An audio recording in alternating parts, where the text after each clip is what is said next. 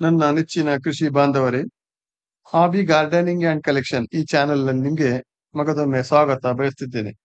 ಮಿತ್ರರೇ, ನಾನು ಇವತ್ತು ಜರ್ಬೇರಾ ಅನ್ನುವಂತಹ ಈ ಆರ್ನಿಮೆಂಟಲ್ ಹೂವಿನ ಗಿಡದ ಬಗ್ಗೆ ಮಾಹಿತಿ ಒಳಗೊಂಡಂತಹ ವಿಡಿಯೋ ಮಾಡುತ್ತಿದ್ದು, ಈ ಗಿಡ ಬೆಳೆಸುವ ರೀತಿ, ಕೊಡಬೇಕಾದಂತಹ ಗೊಬ್ಬರ, ನೀರು, ಬೇಕಾದಂತಹ ವಾತಾವರಣ ನಿರ್ವಹಣೆ ಬಗ್ಗೆ ಮಾಹಿತಿ ನೀಡಲಿದ್ದು, ವಿಡಿಯೋ ಆರಂಭಿಸುವುದಕ್ಕಿಂತ ಮೊದಲೇ ಚಾನಲ್ ಅನ್ನು ಸಬ್ಸ್ಕ್ರೈಬ್, ಲೈಕ್ ಮತ್ತು ಶೇರ್ ಮಾಡುವಂತೆ ವಿನಂತಿಸಿದ್ದೇನೆ.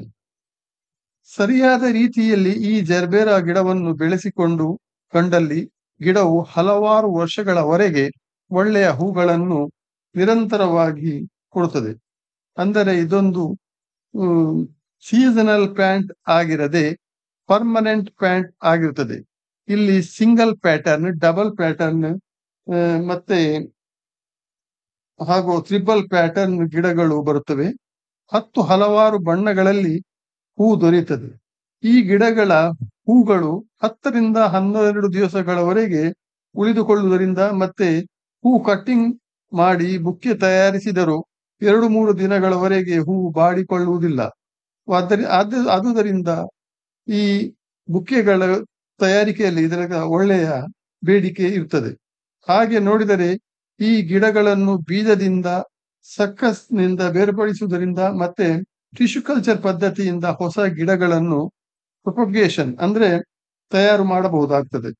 ಇಲ್ಲಿ ಟಿಶ್ಯೂ ಕಲ್ಚರ್ ನಿಂದ ತಯಾರಿಸಿದ ಗಿಡಗಳು ಉತ್ತಮವಾದ ಕ್ವಾಲಿಟಿ ಹೂಗಳನ್ನು ನೀಡುತ್ತದೆ.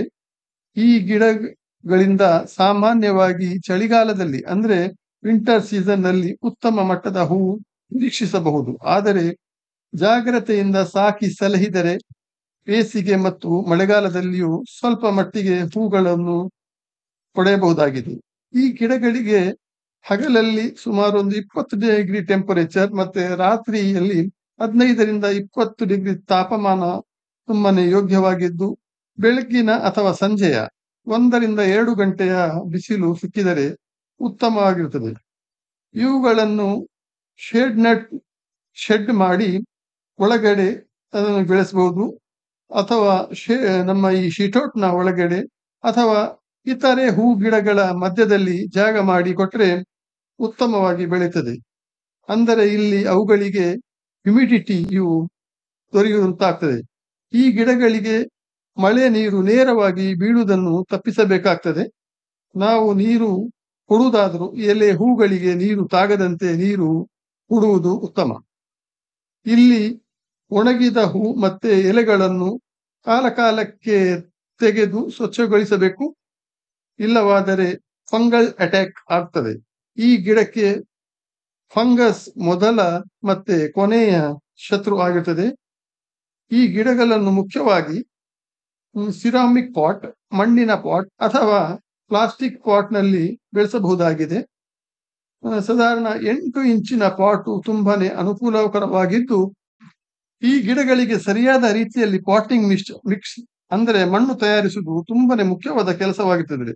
ಇದರಲ್ಲಿ ಮುಖ್ಯವಾಗಿ 25% ಸಾಮಾನ್ಯ ಮಣ್ಣು, 25% ಎರೆಹುಳು ಗೊಬ್ಬರ ಅಥವಾ ಹಳೆ ಹಟ್ಟಿ ಗೊಬ್ಬರ, ಮತ್ತೆ 25% ಮರಳು, ಮತ್ತೊಂದು 20% ಕೊಕೊಪೀಟ್ ಅನ್ನು, ಮತ್ತೊಂದು ಸಾಧಾರಣ 5% ನೀಮ್ ಪೌಡರ್ ಅನ್ನು ಉಪಯೋಗಿಸಬೇಕು. ಮತ್ತು ಸ್ವಲ್ಪ ಪ್ರಮಾಣದಲ್ಲಿ ಆಂಟಿ ಫಂಗಲ್ ಪೌಡರ್ ಕೂಡ ಹಾಕಬೇಕು.